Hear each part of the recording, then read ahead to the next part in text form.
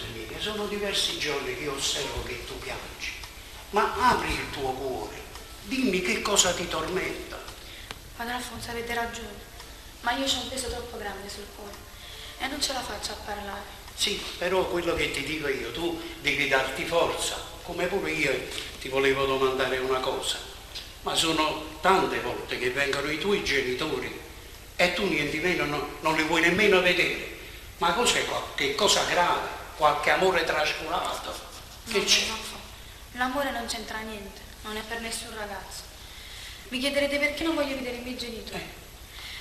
È perché io sono venuta qua per pregare, per farmi credere. Dovete sapere che un giorno a casa mia mi arriva una lettera del fratellastro di mio padre, che ci dice che veniva a vivere da noi, perché per problemi economici aveva bisogno di aiuto. All'inizio era tutto bello, uno zio premuroso, molto giovane. Ci stavo bene. Poi un giorno, come l'altro, mio padre andò al lavoro e mia mamma andò a fare la spesa. E mi ritrovai da sola con mio zio. Però Don Alfonso non ne voglio parlare. No, parla. E che successe? Che cosa è successo? Parla. E niente, Don Alfonso. Io stavo da sola in cucina, stavo pulendo, stavo facendo i servizi. E all'improvviso mi si presenta davanti. Vi lascio immaginare, Don Alfonso, abbossato di me. Mi ha fatto del male. Io ho cercato di urlare forte, però non c'era nessuno. Anzi, lui mi ha minacciato. Mi ha detto che non dovevo parlare. E a niente sono servuto il look mio. Don Alfonso. Ma non ti preoccupare. Abbi fede.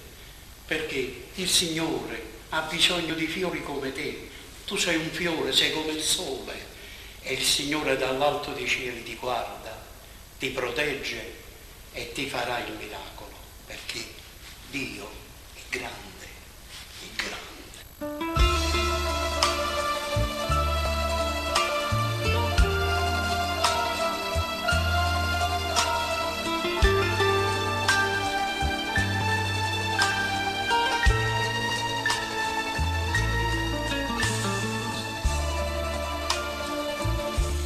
Ha creato in montagne, c'è le stelle appicciate, poi c'ha rete corrite e volete per bene.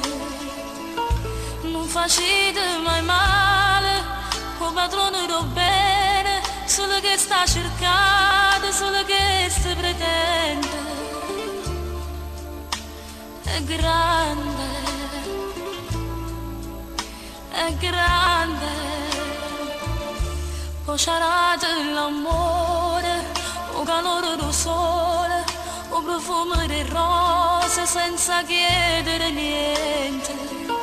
E va casa per casa, non ti scorda nessuno, pure la notte ci guarda e non